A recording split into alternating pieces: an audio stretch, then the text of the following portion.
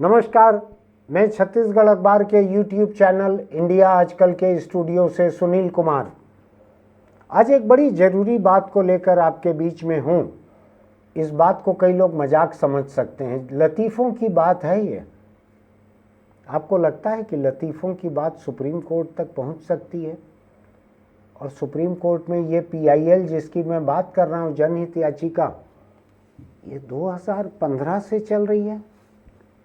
लतीफ़ों पर जनहित याचिका थोड़ी अटपटी बात लगती है ना आपको? और 2015 से अभी तक चल रही है कोई जनहित याचिका। 10 साल होने को हैं। 10 साल तक एक जनहित याचिका जो कि एडमिट हो गई है, जनहित याचिका है, दाखिल हो गई है, 10 साल तक उसके ऊपर फैसला नहीं हुआ। अभी उसकी सुनवाई थी, कल परसों में सुनवाई थी। अभी अदालत समझ नहीं पा रही है कि इसमें क्या किया जाए। वो सलाह मांग रही है वकील से जिन्होंने जनहित याचिका दायर की है। एक सिख महिला वकील हैं, हरविंदर चौधरी नाम है उनका।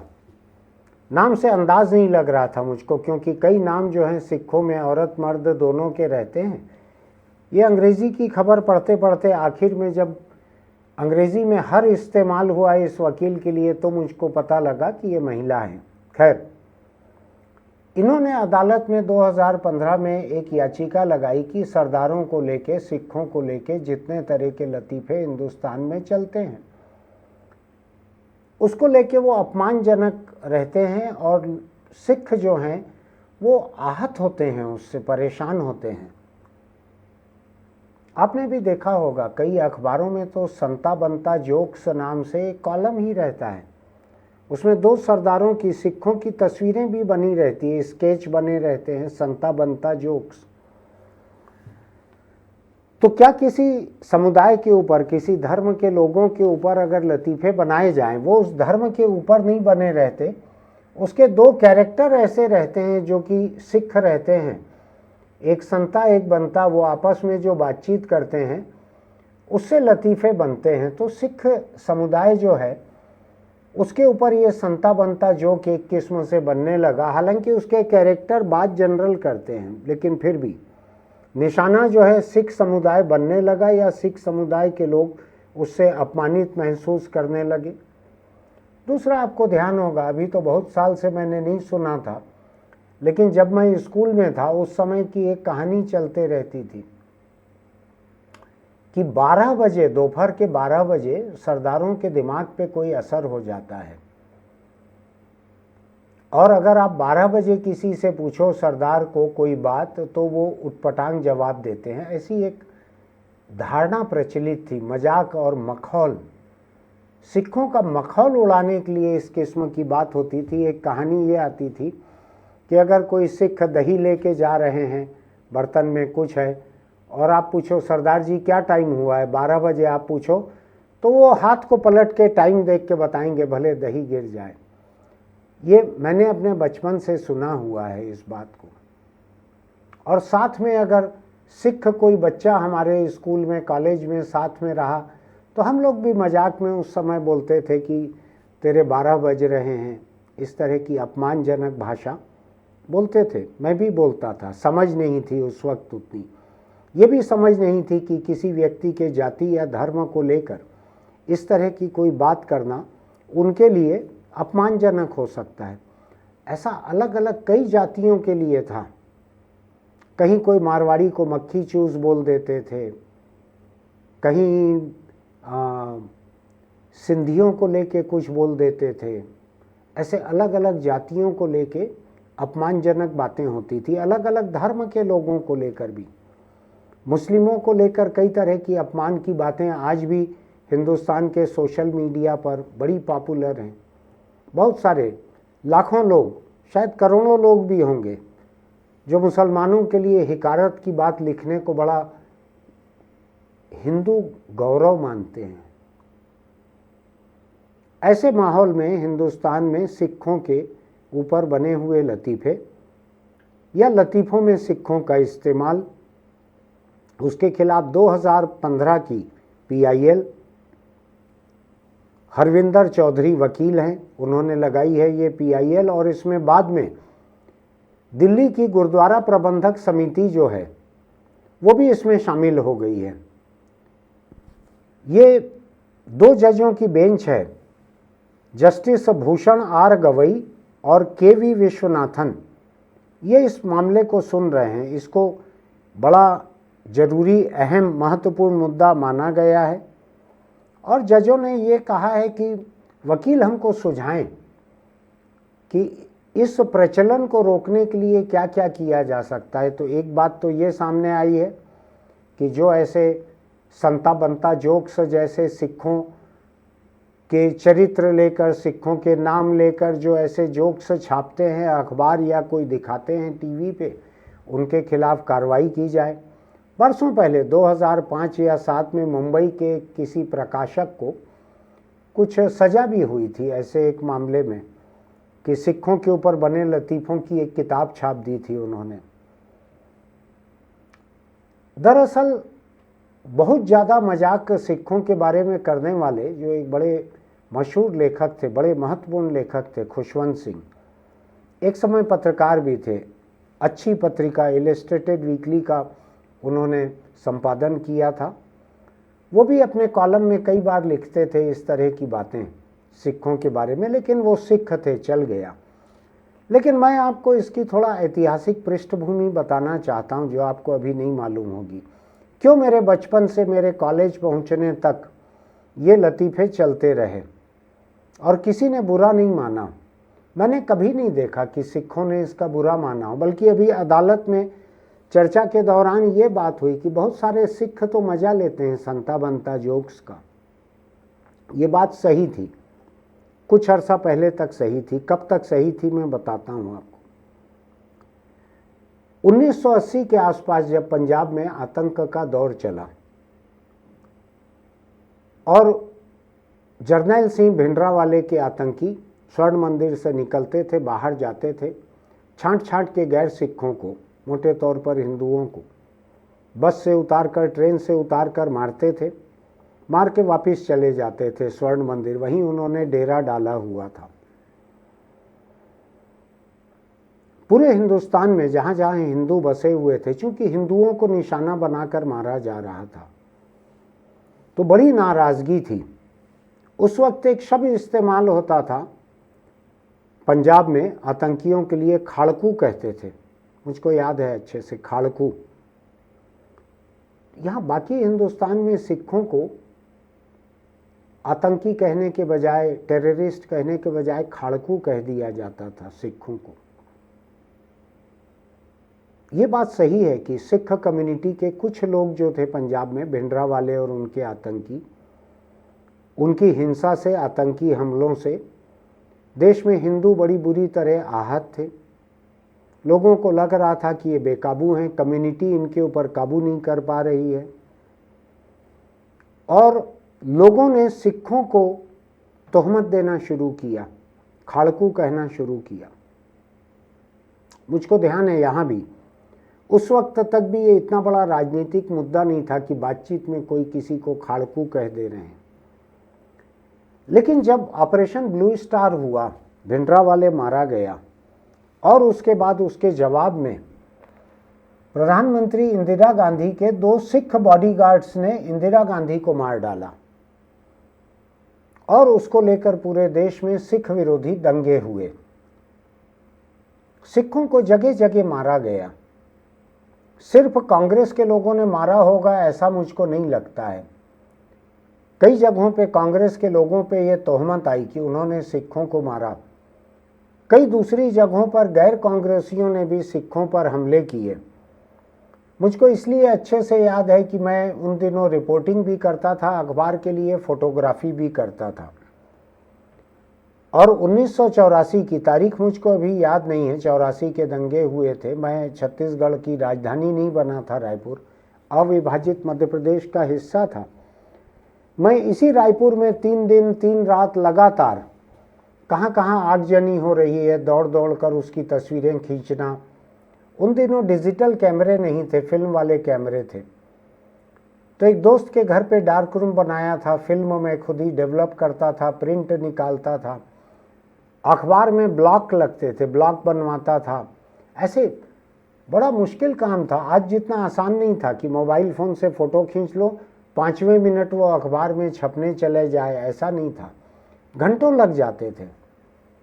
तो मैंने देखा हुआ है सिखों को नाली के चबूतरे के नीचे छुपते हुए देखा है, मार से बचने के लिए यहाँ पर मार खाते देखा है। लेकिन इस इलाके में कम से कम कोई मारे नहीं गए थे, कत्ल नहीं हुआ था किसी का।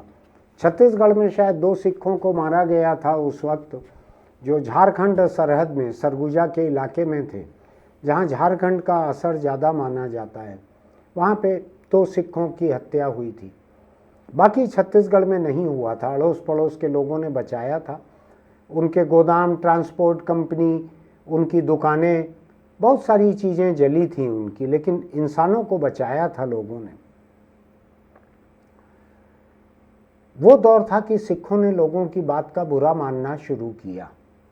जितना हमला हुआ था, 84 दंगे, सिखों को मालूम है कि पूरे देश में किस तरह से उनको मारा गया। दिल्ली जैसे शहर में सिखों को पकड़कर जलते हुए टायर उनके गलों में डाल दिए गए थे।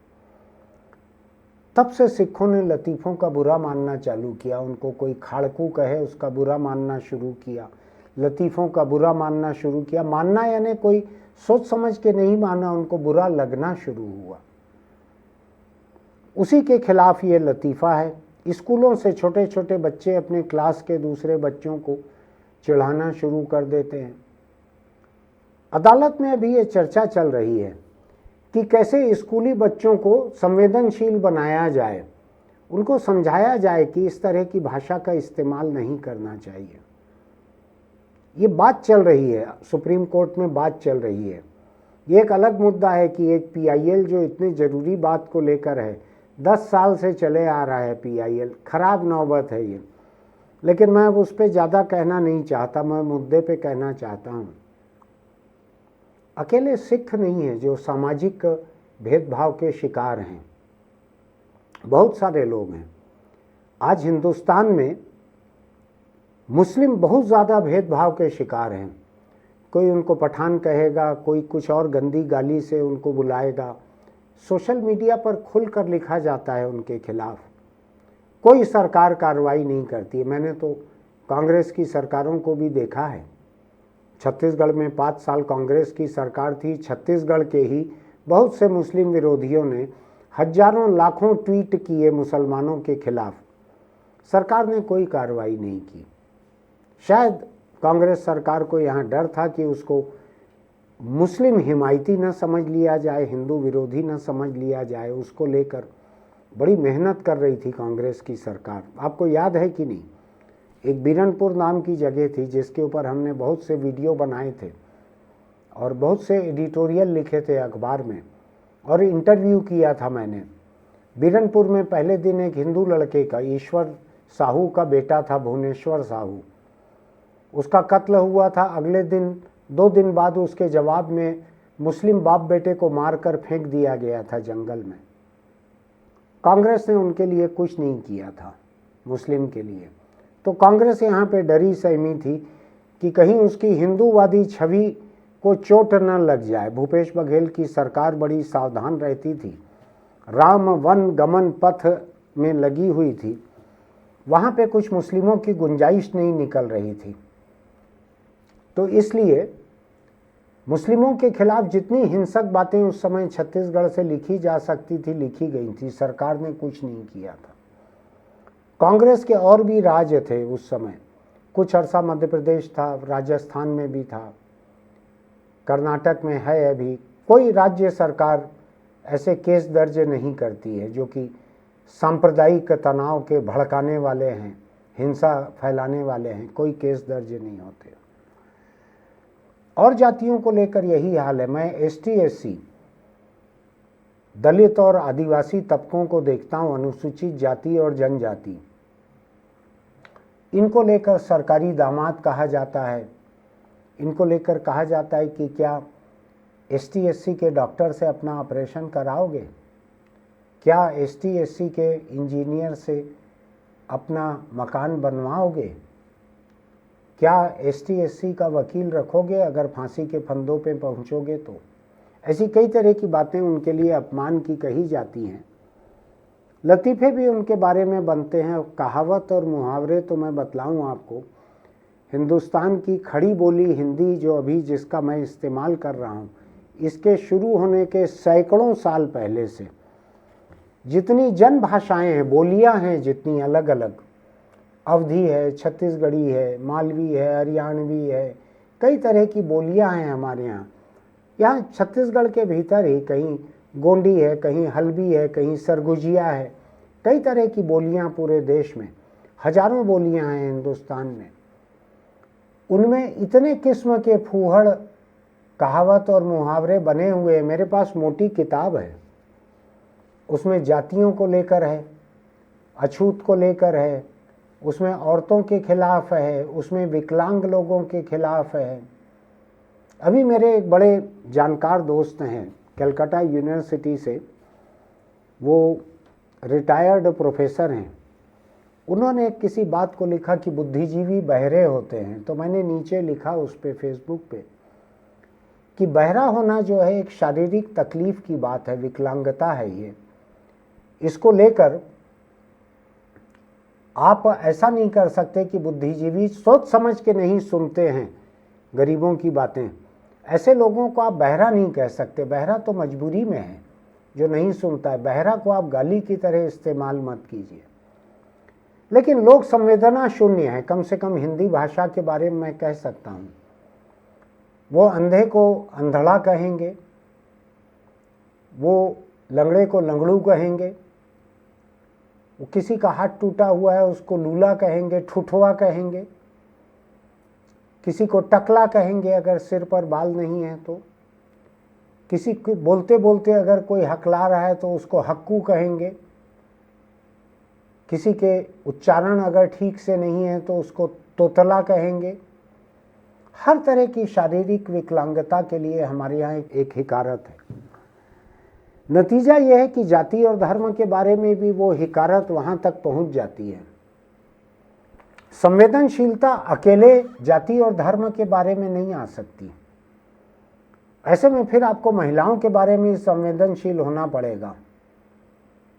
महिलाओं को लेकर क्या क्या अपमानजनक बातें नहीं कही जाती है। अगर आप लोकोक्ति कोश देखेंगे, इतना मोटा है, भरा पड़ा है, उसमें हजारों लोकोक्तियां जो हैं, कहावत और मुहावरे जो हैं, महिलाओं को बच्चलन कहने वाले, महिला को रांड कहने वाले, महिला को क्या क्या रंडी कहने वाले, क्या क्या नहीं कहने वाले हैं। खून खौलता है मेरा देखकर। लेकिन भाषा ऐसी ही रही है हमारे यहाँ की। इसलिए ऐसी भाषा जब सिखों पे लतीफ़े बनाती है तो ये उसी संवेदन शून्यता का एक विस्तार है। ये सिखों पे लतीफ़े बनाना, दलितों पे, आदिवासियों पे लतीफ़े बनाना। मैंने तो छत्तीसगढ़ में ओबीसी की जो जातियां हैं, इन जातियों के खिलाफ भी मैंने कहावत और मुहावरे सुने हुए हैं। पता नहीं आपने सुने हैं कि नहीं। मैं भी कहूँगा तो हो सकता है यहाँ झंडा डंडा लेकर टूट पड़े कुछ जातियों के संगठन, थोड़ा डर भी लगता है। लेकिन यहाँ पे है, बहुत सारे हैं। छत्तीसगढ़ की जातियों को लेके बहुत सारे कहावत मुहावरे हैं अलग अलग जाति के। तो ये बात महज सिखों को लेकर नहीं है। लेकिन सवाल ये है कि हम अपने बच्चों को क्या सिखाते हैं। हम अपने बच्चों को छुआछूत सिखाते हैं, हम अपने बच्चों को ऊंची जात नीची जात सिखाते हैं, हम अपने बच्चों को गैर हिंदू और हिंदू सिखाते हैं, हम अपने बच्चों को मुस्लिम और काफिर सिखाते हैं। हम अपने बच्चों को क्या सिखाते हैं? जिस समय आप सरदारों को लेकर लतीफ़े बनाते हैं, मजाक उड़ाते हैं, उनके 12 बजाते हैं, उनको बेवकूफ़ साबित करने की कोशिश करते हैं, उस वक्त ये याद करने की ज़रूरत है। थोड़ा याद कीजिएगा। अभी मुंबई का एक वीडियो आया था, एक धर्म का व्यक्ति एक अस्पताल के बाहर खाना बांट रहा था। सब लोगों में कतार लगी हुई थी, खाना बांट रहा था सबको। सड़क किनारे था, कोई धर्म स्थान पे नहीं था। और जब लोग पहुंचे वहां पे, एक मुस्लिम महिला पहुंची वहाँ। चेहरा उसने बांधा हुआ था। खाना बांटने वाला एकदम से बौखला गया बहुत बुरी तरह, और कहा जय श्री राम बोलो तो खाना दूंगा, जय श्री राम बोलो तो खाना दूंगा। अस्पताल के बाहर का था ये मरीज और उनके रिश्तेदार, अटेंडेंट उनका था। उस महिला ने कहा कि जब खाना दे रहे हो मरीजों को, सार्वजनिक जगह पे दे रहे हो, तो क्यों जय श्री राम बुलवा रहे हो। इतना जोर जोर से चीखने लगा वो, इतने जोर जोर से चीखने लगा। कई मोबाइल फ़ोन के वीडियो कैमरे रिकॉर्ड कर रहे थे इस बात को, और बहुत कैमरों से देखा हुआ है मैंने, तब इस बात को बोल रहा हूँ। तो संवेदन शून्य हम इतने हैं कि किसी अस्पताल के बाहर मरीज को, गरीब को खाना बांटते हुए भी हम अपने भगवान, अपने ईश्वर की वाहवाही उनसे करवाना चाहते हैं, चाहे वो दूसरे धर्म के हों। इस बात को मैं खास मकसद से गिना रहा हूं। आप किसी भी हिंदुस्तान के, दुनिया के किसी भी गुरुद्वारे के लंगर में जाइए, मैं गया हुआ हूं। लंगर में जाकर आप खाने बैठिए, आपकी जात कोई नहीं पूछेगा, आपका धर्म कोई नहीं पूछेगा, कोई आपको नहीं कहेगा कि गुरु नानक देव की तारीफ करो, कि कोई नारा लगाओ, कि कुछ करो, कि जो सिखों के धार्मिक नारे होते होंगे, बोले सो निहाल, सत श्री अकाल, आपसे कोई नहीं बुलवाएगा। आपको बैठा के पेट भर खाना खिलाएंगे, कोई पैसा नहीं मांगेगा। आपको मालूम है बहुत सारे गुरुद्वारों में जो खाना बनता है उसकी सब्जी काटने वाले, चावल धोने वाले, दाल धोने वाले, परोसने वाले, ये करोड़पति और अरबपति भी होते हैं। जो जूते साफ करते हैं बाहर बैठकर, उसमें भी करोड़पति और अरबपति भी होते हैं, कि जो गुरुद्वारे में आए हैं उनके जूते साफ करना। मैं सिखों पे जब लतीफ़े सुनता हूं तो मुझको लगता है तुमने सिखों को देखा है क्या करीब से, तुमने समझा है, जाना है। दुनिया में कहीं भी, हिंदुस्तान नहीं दुनिया में कहीं भी, अगर किसी तरह की कोई प्राकृतिक विपदा या मानव निर्मित विपदा आती है, बाढ़ आती है, कहीं पुल टूट जाता है, कहीं कुछ होता है, अगर कोई सिख संगठन आसपास हैं, सबसे पहले वो अपने खुद के लोगों से चंदा इकट्ठा करके, सामान इकट्ठा करके और लोगों की मदद को कूद जाते हैं।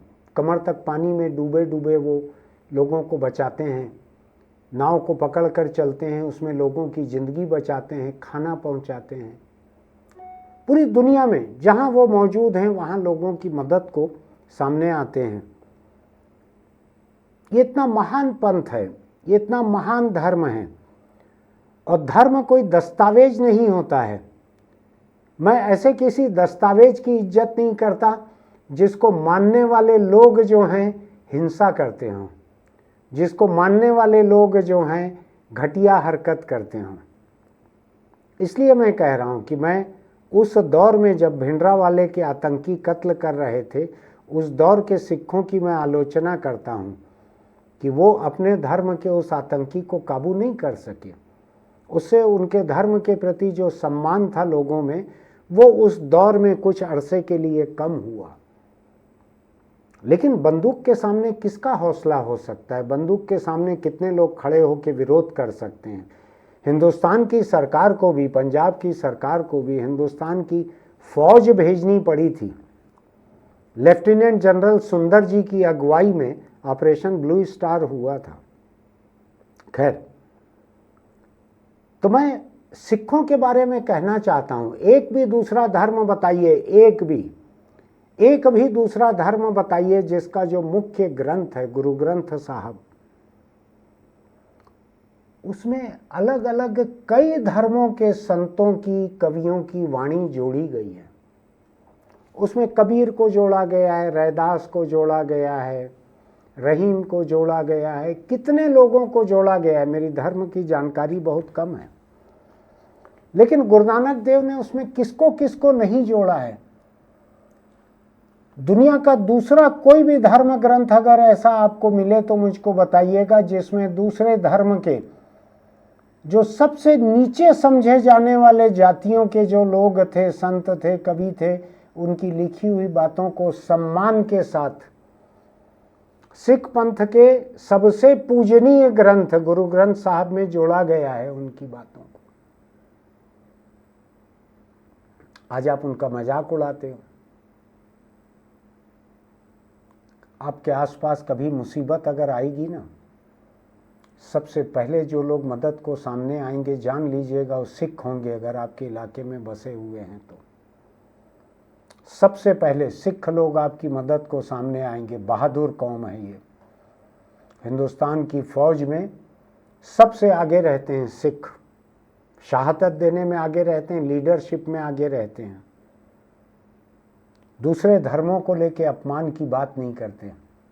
अपने धर्म को लेके एक छोटा सा उनका आग्रह है, जो मुस्लिमों में भी है, कि जब आप गुरुद्वारे में आए तो आप सिर ढांक लें अपना। बहुत सारे धर्मों में है। मैं हिंदू धर्म के भीतर राखी पे, भाई दूज पे राखी बंधवाता हूँ, तिलक लगवाता हूँ, तो सिर पे रुमाल रख लेते हैं, सिर ढांकते हैं। बहुत सारे धर्मों में ये माना जाता है। यहूदी लोग छोटी टोपी लगा लेते हैं। मुस्लिम जो हैं गोल टोपी, स्कल कैप बोलते हैं, खोपड़ी जैसे आकार की टोपी लगा लेते हैं, रुमाल बांध लेते हैं। सिखों का बस यही एक मर्यादा रहनी चाहिए। अगर आप जा रहे हो गुरुद्वारे में तो सिर अपना ढांक लो, कोई बहुत बड़ी बात नहीं है।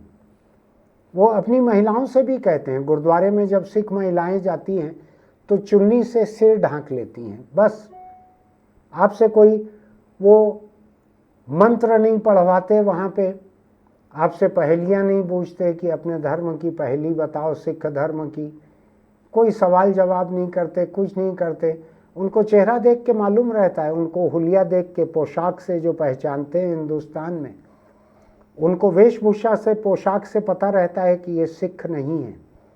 उनका भी उतना ही स्वागत रहता है।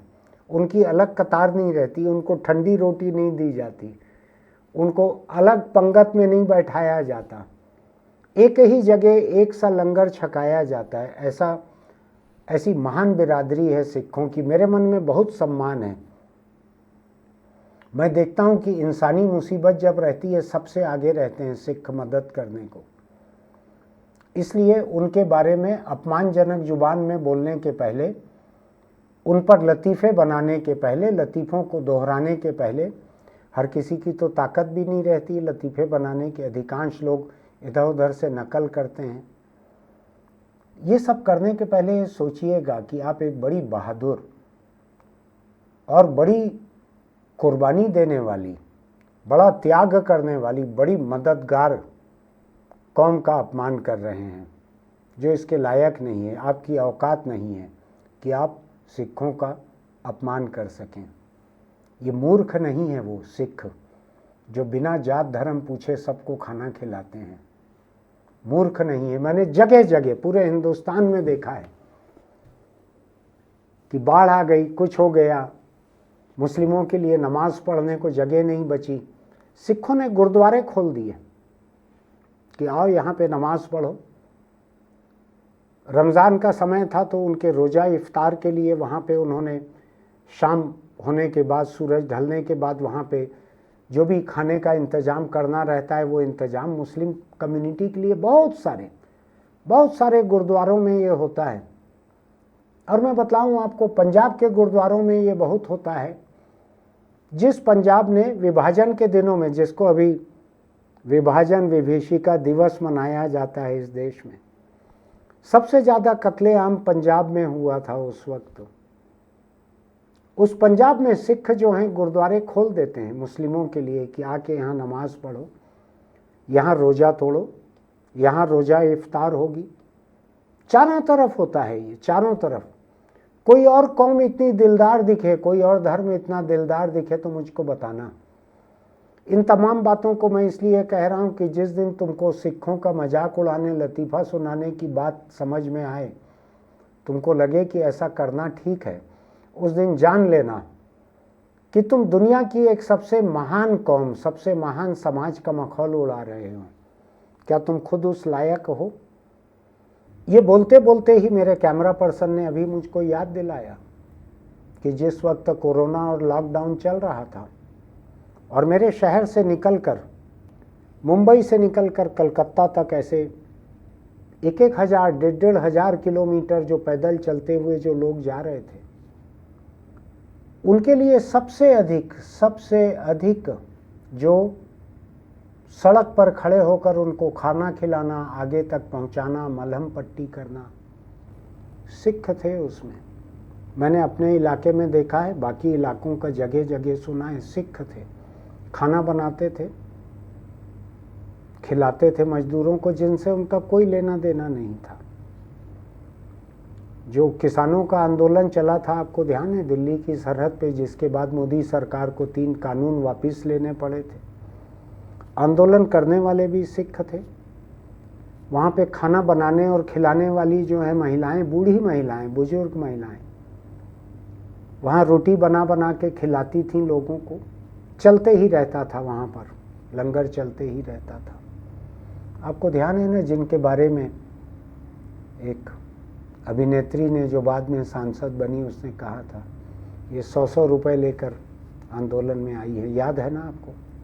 कहा था ये 100 रुपए लेकर नहीं आई थी, उनकी रगों में सिख परंपरा थी, इसलिए वो वहाँ पर सेवा करने के लिए आई थी। मैं आपको एक छोटी सी घटना और सुनाता हूँ। मेरे शहर में बीनाटोन नाम की कंपनी के मालिक यहाँ पर आए। टीवी बनाने की कंपनी थी, ये मैं आपको 85 के आसपास की बात बतला रहा हूँ। तो मैं भी गया, मुझको टेक्नोलॉजी में दिलचस्पी थी, प्रेस कॉन्फ्रेंस में मैं भी गया, मैं रिपोर्टर था। वहाँ मैं देखकर हैरान रह गया कि नाम सिंधी था प्रेस कॉन्फ्रेंस में। वहाँ जब गया तो सरदार जी थे प्रेस कॉन्फ्रेंस लेने वाले। तो मैंने उनसे पूछा कि मैं एक निजी बात आपको पूछूं, इसमें नाम आपका सिंधी लिखा हुआ है, आप यहाँ पगड़ी लगाए हुए दिख रहे हैं, क्या है?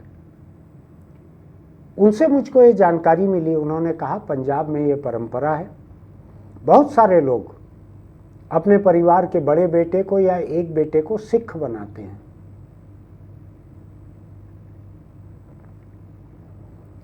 बाकी भाई बहन जिस धर्म के हैं उस धर्म के बने रहते हैं।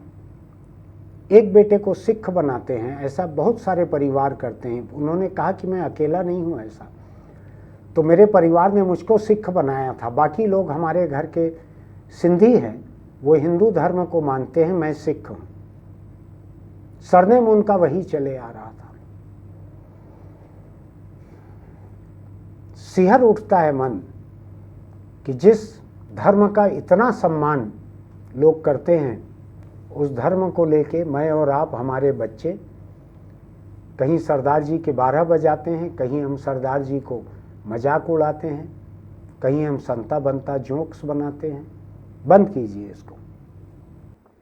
सुप्रीम कोर्ट जो भी इसके बारे में करे फैसला, देर लग सकती है, लेकिन मैं आपको कह सकता हूँ कि मैं ऐसे लतीफ़ों, ऐसी भाषा के इतना खिलाफ हूँ, इतना खिलाफ हूँ। और कभी जाति और धर्म के आधार पे न सिखों का न किसी और का मखौल उड़ाइए। महिला होने के नाते जो महिलाओं के ऊपर अनगिनत लतीफ़े लिखे जाते हैं कि महिला खून चूस लेती है, महिला ये कर लेती है, महिला फिजूल खर्ची करती है। अरे जाहिलों, ये समझो कि महिला है तो घर को जिंदा रखे हुए है, वो खुद भूखी रह के भी सबको खाना खिलाती है। जैसे सिखों का मजाक उड़ाया जाता है, ऐसा महिलाओं का भी मजाक उड़ाया जाता है। मत करना ऐसा। हर इंसान की माँ एक महिला थी, पत्नी जो पूरा घर चलाती है वो महिला है। जिस दिन किडनी देने की नौबत आती है ना, माँ, बीवी, बेटी, बहन, इन्हीं 4 में से कोई किडनी देती है 90% लोगों को। उसके ऊपर लतीफ़े बनाने के पहले सोच लेना कि जिस दिन ज़रूरत पड़ेगी लिवर ट्रांसप्लांट की, किडनी ट्रांसप्लांट की, यही लोग काम आएंगे तुम्हारे। तो मैं इस बात को यहीं ख़त्म करता हूँ।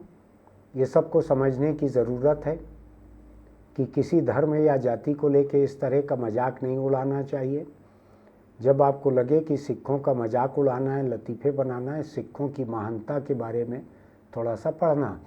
मेरे जैसे व्यक्ति से जो बहुत मामूली समझ और मामूली जानकारी रखता है धर्म की, लेकिन मैं जो सार्वजनिक रूप से जो जानता हूँ, मेरे जैसे व्यक्ति से बात करना, तो आपको समझ में आएगा।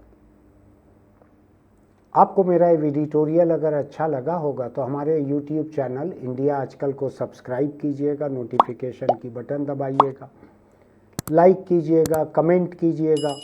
ओछी और घटिया बातों का कमेंट मत कीजिएगा। मैं एक बहुत महान बिरादरी के बारे में, महान धर्म के बारे में बात करने खड़ा हुआ हूँ।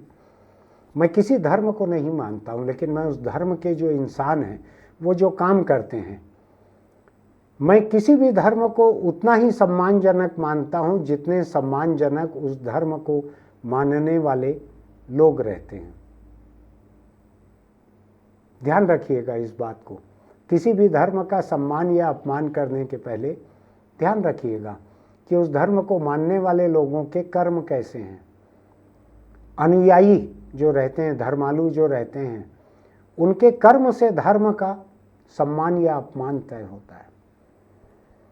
सोच के देखिएगा, आपको लगे कि ये बात कुछ समझदारी की है, दूसरे लोगों को भी सुनना समझना है, अपने दोस्तों को इसका लिंक भेजिएगा। मेरी बातें दिमाग की चर्बी पर थोड़ा सा जोर डालती हैं, सोचने पर मजबूर करती हैं। ये बहुत ही राजनीतिक मुर्गा लड़ाई किस्म की नहीं रहती हैं बातें, लेकिन अगर आपको लगता है कि आपके बच्चे जो हैं उनको संवेदनशील बनाना है, दुनिया की बेहतर चीज़ों के लिए उनके मन में सम्मान रखना है, तो उनको भी सुनाइएगा। मैंने कोई बात ऐसी नहीं कही है जो बच्चों के सुनने में दिक्कत हो। चलते चलते एक छोटी सी सलाह, अगर आप सिगरेट, बीड़ी, गुटखा, तम्बाकू खाते पीते हैं तो उसको छोड़ दीजिए। इनमें से कोई भी चीज़ का खाना पीना कैंसर को न्योता देने जैसा है। पीली चिट्ठी भेजना जो कहते थे एक समय, हिंदुस्तान की कुछ जातियों में जब न्योता भेजते थे तो पीले चावल भेजते थे, जिसको लोग पल्लू में बांध लें तो उसका रंग छोड़ दे वो, तो लोगों को याद रहे, ऐसा कुछ रहा होगा। तो सोच लीजिएगा, इसको सोच लीजिएगा कि कैंसर अगर आपको बुलाना है, पीली चिट्ठी भेजना है उसको, तो ही आप तंबाकू का इस्तेमाल कीजिएगा, नहीं तो इसको छोड़ दीजिए। अपने परिवार की फिक्र कीजिए, अपने जुबान की, स्वाद की, नशे की लत की फिक्र को छोड़ दीजिए। अपने परिवार के साथ सुख से रहने का आनंद लीजिए। फिर मिलेंगे।